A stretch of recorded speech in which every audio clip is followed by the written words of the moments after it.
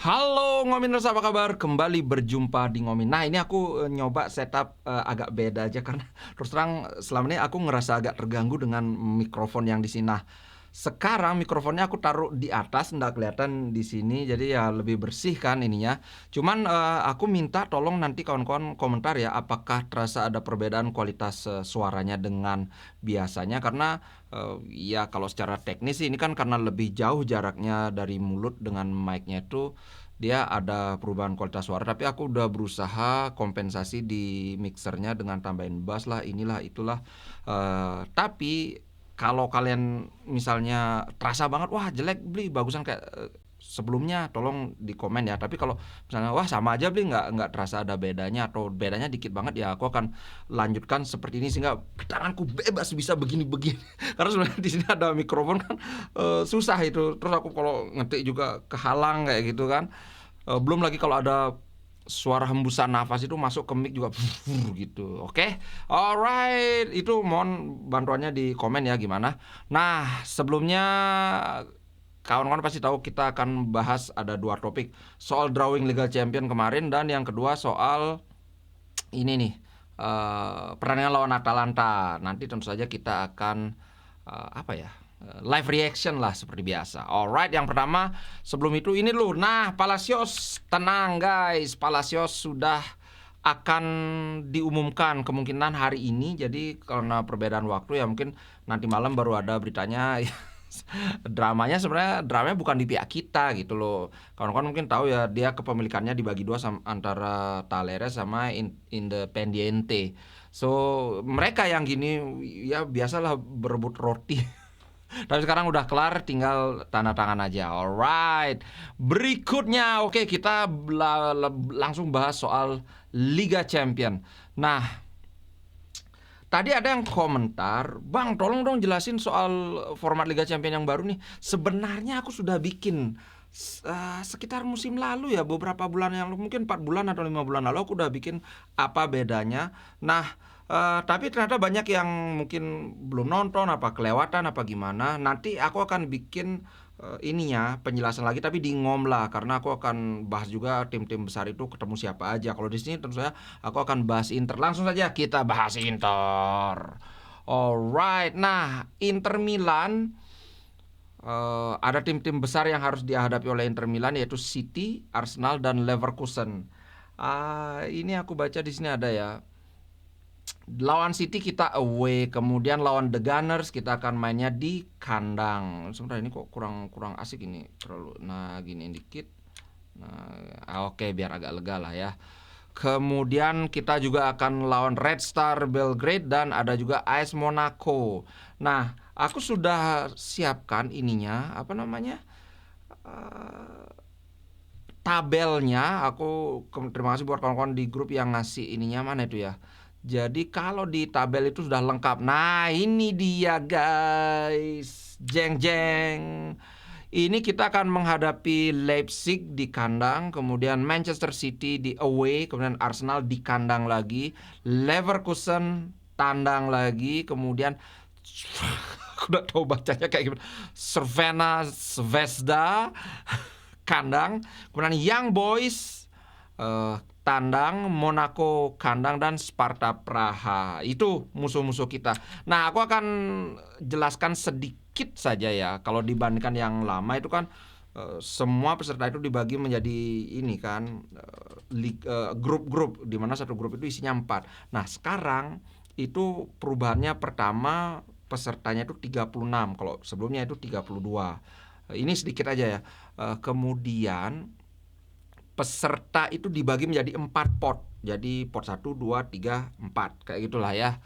Nah, kemudian masing-masing klub itu akan ketemu dengan 2 klub dari semua pot itu, termasuk pot tempat dia berada. Kayak misalnya Inter itu kan ada di pot 1 nih, City juga ada di pot 1, ya tetap ketemu. Karena ya udah, makanya kalau sebelumnya di penyisihan grup itu setiap tim akan bertanding 6 kali. 6 kali kan. Home and away. Karena musuhnya kan 3. Kan satu grup isinya 4. Jadi peserta anggaplah grup Inter, berarti kan lawan ini home away, ini home away, ini home away, kan total 6. Itu penyisihan grup sebelumnya. Kalau sekarang itu mainnya 8 kali ngelawan 2 tim, lagi-lagi aku ulangi, 2 tim dari masing-masing pot. Nah, home away-nya itu diacak. Jadi kita ketemu City di tandang kan, kita nggak akan ketemu City lagi di kandang. Ya diacak, ketemu Arsenal di kandang, kita nggak akan ketemu Arsenal tandang lagi. Hanya 1 kali main lawan masing-masing grup itu. Nah itu bedanya. Kemudian setelahnya akan diambil 8 besar, itu langsung lolos ke 16 besar, ke quarter final ya, round of 16 kan. Nah sisanya kan masih ada 8 lagi. 8 jatah sisanya akan diperebutkan oleh yang ada di urutan ke 9 sampai 24. Nanti ada playoff-nya lah semacam itu. Jadi kalau dulu klasemen itu kan per grup, sekarang klasemennya itu jadi satu semua. Kayak liga itulah, jadi satu semua, cuman masing-masing tim itu kan beda-beda musuhnya kayak gitu. Itu singkatnya ya, nanti secara mungkin secara rinci lagi di Ngomla aku bahas. Oke. Nah, yang menarik adalah Inter Milan. Ada yang berkomentar, ini Solo Inter namanya. Kita akan ketemu juara Inggris, Manchester City. Kita akan ketemu runner up IPL yaitu Arsenal. Kita akan ketemu juara Liga Jerman yaitu Leverkusen. Kemudian habis itu Leipzig lumayan lah ya, peringkat keempat. Kemudian Monaco peringkat berapa ya? Peringkat kedua kayaknya ya, second place team ya. Kemudian setelahnya itu baru agak-agak santai. Sehingga ya gitulah, kalau dibilang Inter itu berat grupnya, ya lumayan berat. Kan yang berat itu kalau kita lihat ini ya City jelas, Arsenal, Leverkusen, 3 ini jelas yang secara teori di atas kertas ini yang paling berat nih, 3 ini. Kemudian Young Boys, bukan Young Boys, enggak sih kayaknya. Leipzig mungkin lumayan. Young Boys ini aku sempat dengar beberapa kali namanya Monaco. Kayaknya Monaco musim ini nggak terlalu kuat ya. Ada yang ngikutin Liga Prancis nggak sih? Itu aja sih, aku cuman City, Arsenal sama Leverkusen saja yang sepertinya cukup berat gitu guys untuk undian drawing Liga Champions kemarin. Ayo bisa. Nah, terkait dengan drawing itu tentunya ada komentar-komentar dari Inter. Yang pertama dari El Trattore, Inter Milan Vice President, bilang kami tidak takut, kami harus memberikan segalanya. Langsung aja. Nah ini dia yang tidak takutnya nih.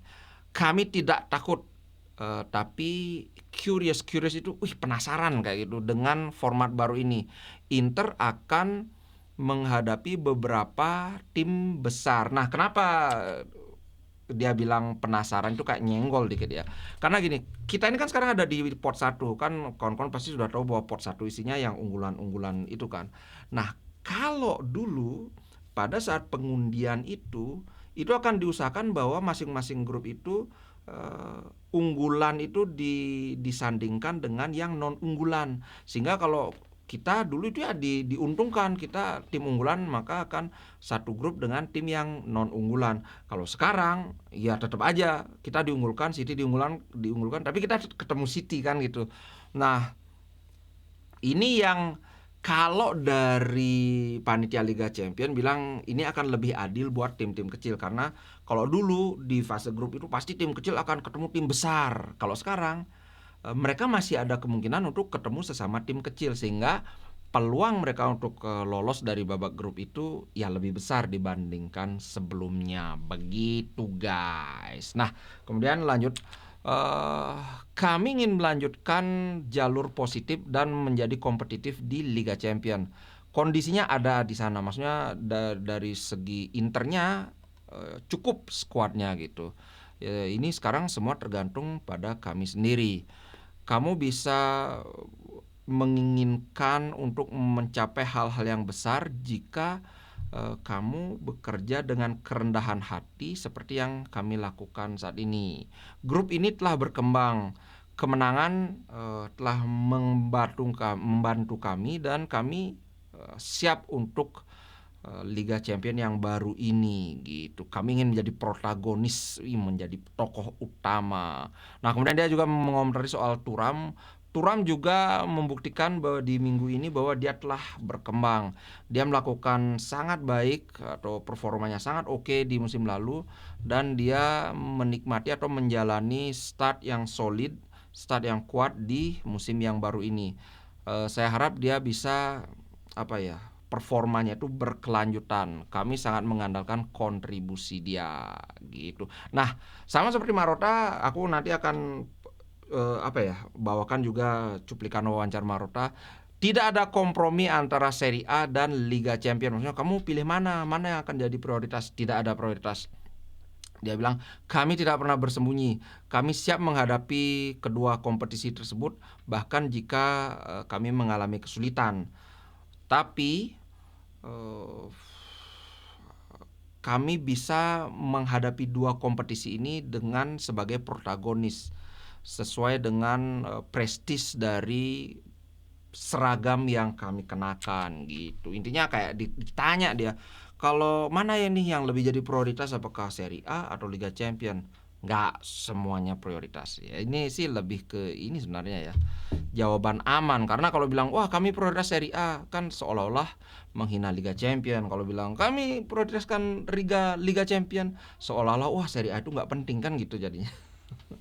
Alright, nah ini yang agak panjang nih. Sebelum habis ini baru kita bahas pertandingan lawan Atalanta ya. Sekarang Marotta, dia bilang gini, ada wawancara yang cukup panjang dan ini cukup menarik nih. Marotta aku sekarang ini lumayan ini dia ya, interview dia itu lumayan menarik sekarang. Dia bilang ambisi Inter di Liga Champion bukanlah arogansi, bukanlah kesombongan. Wah, Nah, langsung saja kita bacakan. Format ini bicara tentang format Liga Champion. Format ini benar-benar baru dan sangat menarik. Ada suatu rasa yang berbeda dalam hal adrenalin. Nah, kami belum mengetahui fixture listnya atau daftar fixturenya sekarang. Tapi yang penting adalah kami siap ketika kejuaraan itu dimulai. Oh, berarti ini sebelum drawing Liga Championnya ini interviewnya ini ya. Jam berapa sih? 18.37. Oh, bener, belum ini. Nah, kami berharap ada sedikit keberuntungan dengan cedera dan suspension. Maksudnya ya semoga nggak ada yang cedera, semoga nggak ada yang kena akumulasi kartu atau kena ban gitu kan. Itu maksudnya. Nah, Inter memenangkan Scudetto musim lalu, mencapai final Liga Champions musim sebelumnya. Nah, apakah mereka memilih atau memberi prioritas kepada salah satu turnamen ini? Dijawab dengan cukup diplomatis. Skuad ini telah tumbuh dengan pesat selama beberapa tahun terakhir di Italia, maksudnya di liga lokal, tapi terutama juga di Liga Champion. Memang benar bahwa bintang kedua di Serie A mewakili sebuah pencapaian yang penting bagi klub. Tapi kami tidak memilih antara Scudetto dan Liga Champion. Nah, ini nanti kami berusaha untuk berjuang habis-habisan di kedua kompetisi dan berharap semoga situasinya berpihak pada kami. Nah, kenapa ini muncul berapa kali? Udah 2 kali muncul prioritas ini, karena seolah-olah gini. Di musim sebelumnya ketika Inter melangkah jauh sekali sampai final Liga Champion, Inter nggak dapat juara. Kemudian musim kedua ketika Inter juara, Inter sudah out di 16 besar. Jadi kan seolah-olah kayak wah sekarang mau Scudetto nih, ya udah deh Liga Champion nggak apa. Nah, dia membantah itu. Intinya sih dia membantah bahwa nggak ada ini. Tidak ada tidak ada pilih-pilih gitu. Kami berusaha all the way, habis-habisan di kedua kompetisi itu. Begitu guys. Nah, berikutnya akankah Marotta lebih menginginkan Inter melawan City atau Arsenal, atau maksudnya ini di awal Liga Champions langsung ketemu City atau Arsenal, atau lawan yang mudah-mudah dulu di awal, baru kemudian ketemu lawan berat. Oh, ini berarti sesudah drawing Liga Champion berarti ini. Sorry, salah aku, karena ini sudah ada City atau Arsenal. Dia bilang begini, nah saya menyadari bahwa banyak klub dengan pemain-pemain internasional, maksudnya yang main di timnas itu, mereka agak kesulitan di permulaan, sehingga menghadapi lawan-lawan besar di awal mungkin agak susah. Ini maksudnya gini, pemain-pemain Inter yang main di timnas di sebelumnya itu di awal-awal campaign itu kelihatan kesulitan dah. Kayak Lautaro lah, ada kondisi fisik belum prima, Hakan Calhanoglu juga ada cedera sedikit, kemudian siapa lagi yang agak kelihatan kesulitan ya, Di Marco juga kan. Nah, sehingga kalau udah pemain-pemain ini belum 100% fit tapi udah ketemu lawan besar ya mungkin agak kesulitan ya. Tapi kemudian dia lanjutkan, kalau melawan tim-tim yang lebih kecil itu juga ada kesulitan tersendiri. Kami tidak boleh meremehkan tim-tim yang ada di pot 3 atau pot 4. Liga Champions sangat berbeda dengan campaign reguler di liga lokal maksudnya kan. Nah, Inter adalah satu-satunya klub Italia yang ada di pot 1. Jadi apakah mereka dianggap favorit? Apakah favorit? Nah, jawaban dia adalah begini. Media menempatkan kami di antara klub favorit. Kami tidak bersembunyi. Kami tidak, maksudnya apa ya? Ya nggak kayak sok-sok merendah gitu, nggak. Kami selalu berkata bahwa objektif atau tujuan kami adalah finish di 8 besar. 8 besar kan aku sudah bahas tadi, 8 besar itu langsung lolos ke 16 besar. Nah, ini Inzaghi mungkin tidak setuju dengan saya, tapi apa yang mungkin terlihat seperti mimpi pada awalnya adalah lebih dari itu. Ini aku agak bingung apa sih terjemahannya. Tapi kemudian aku ambil di wawancara yang sama di Sempre Inter, ternyata agak berbeda. Ini aku bisa menerjemahkan. Mana itu? Nah, ini dia. Khusus bagian itu saja aku sampai cari, karena gini, interviewnya itu kan dalam bahasa Italia, kemudian diterjemahkan ke dalam bahasa Inggris, kemudian aku terjemahkan lagi ke bahasa Indonesia. Jadi kadang-kadang ya wartawan yang menerjemahkan ke bahasa Inggris itu mungkin agak gimana gitu. Nah, kalau di sini aku ngerti maksudnya. Kami akan berusaha untuk berada di top 8 atau 8 besar. Nah, Inzaghi may not think like me. Jadi bukan tidak setuju, tapi mungkin jalan pikiran atau cara Inzaghi berpikir itu mungkin tidak seperti saya. Itu maksudnya. Tapi we need to share what may seems like dreams at first. Maksudnya gini, share what may seem like dream itu artinya sepakat gitu loh. Kita at least sepakat tentang beberapa hal yang prinsipil, walaupun itu terlihat seperti mimpi atau terlihat seperti di awang-awang pada awalnya. Itu maksudnya yang tadi itu wartawannya Brekele itu. Kemudian dilanjutkan, tapi kami adalah Inter dan kami perlu untuk berambisi. Nah, kan lebih gampang diterjemahkan tadi itu, kacau itu, mungkin dia pakai Google Translate atau pakai ChatGPT. Nah, kemudian dilanjutkan adalah, tapi kami tidak boleh mencampur adukkan antara arogansi dan ambisi. Kami perlu mempertahankan sejarah kami, yang mana ini bukanlah arogansi, tapi keinginan untuk melakukan yang terbaik. Gitu.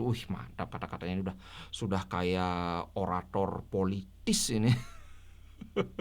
Ambisi kami muncul dari nilai-nilai dari tim kami.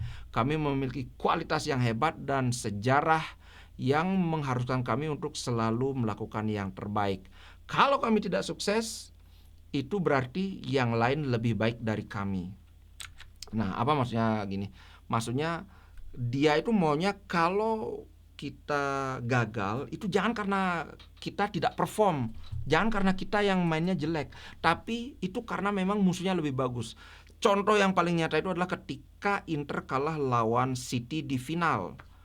Kita memang kalah, tapi itu bukan karena kita main jelek, tapi memang ya City mainnya lebih bagus. Itu menurutku adalah kekalahan seorang warrior, seorang kesatria. Itu kalahnya harus gitu, jangan kalahnya karena pemainnya nggak mau lari atau pemainnya males-malesan. Aku setuju banget dengan apa yang dikatakan Marotta.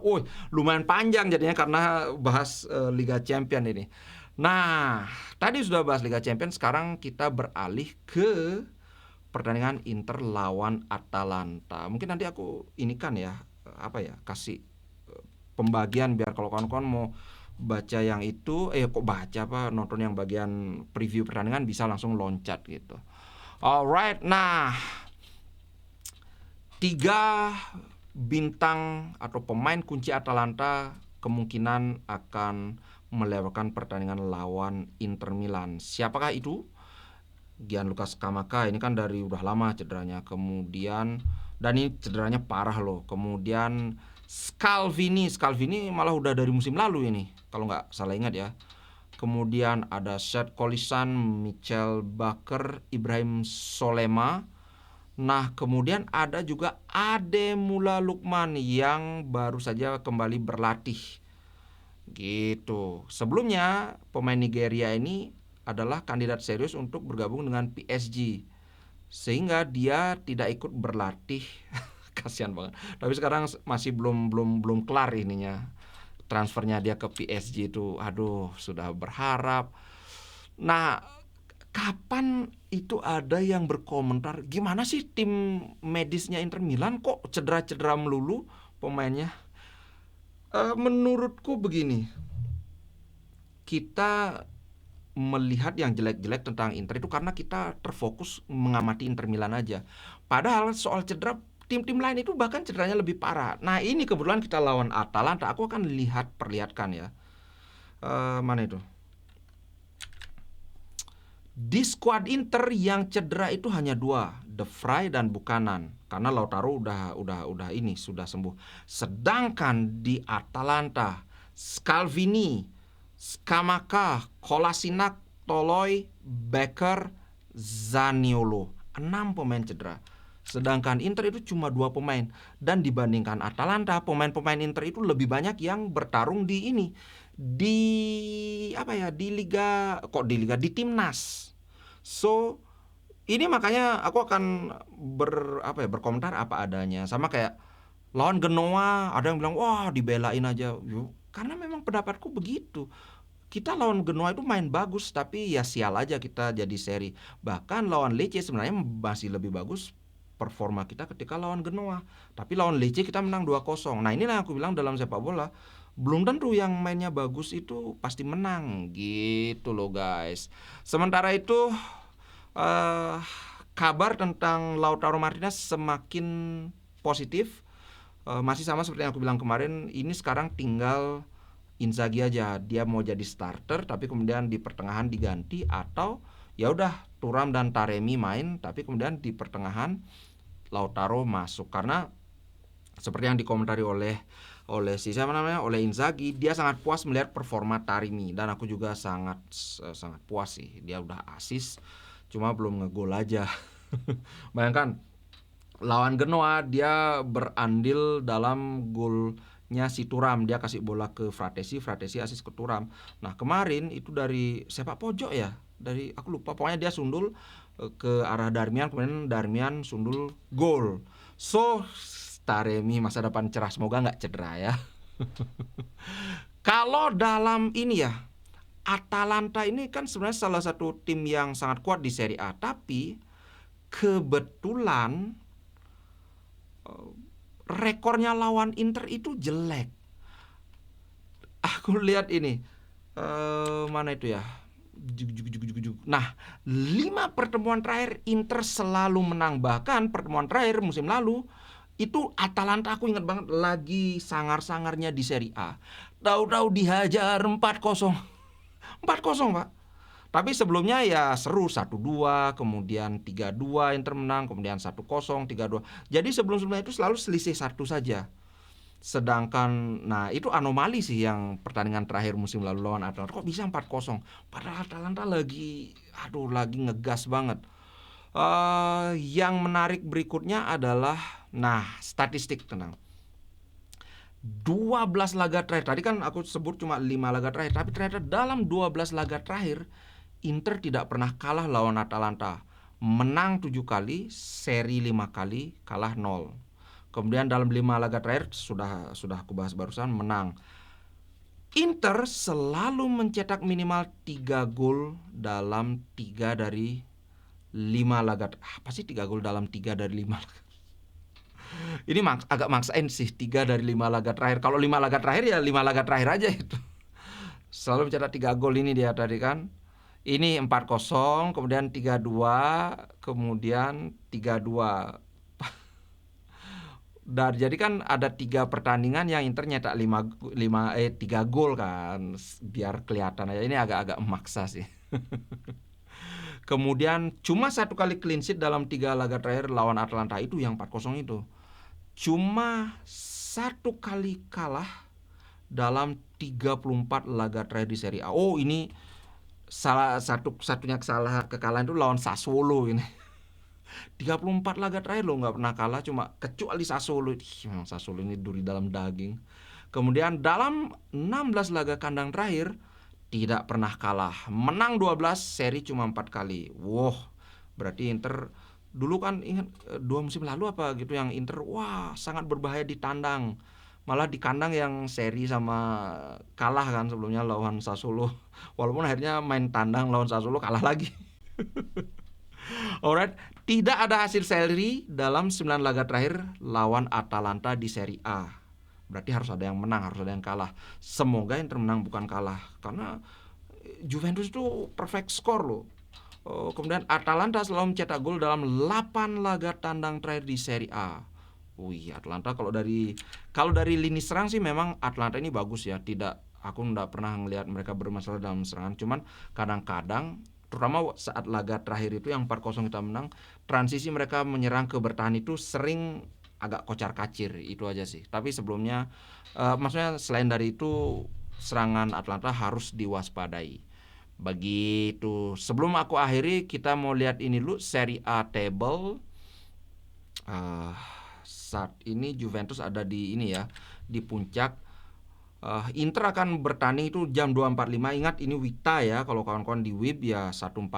Kemudian Juventus akan bermain hari Senin. Oh, masih lama ini, 2 September. Kemudian Milan, mana Milan ini? Mana Milan? Nah, lawan Lazio itu hari Minggu. Jadi sehari setelah Inter.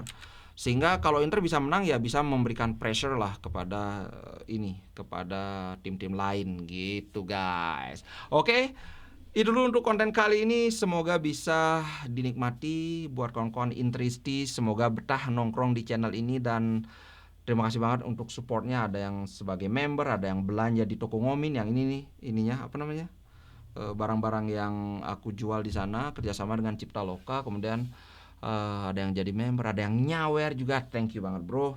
See you nanti malam. Ingat besok dini hari kita live reaction Inter lawan Atalanta. Oke, ciao. Terima kasih.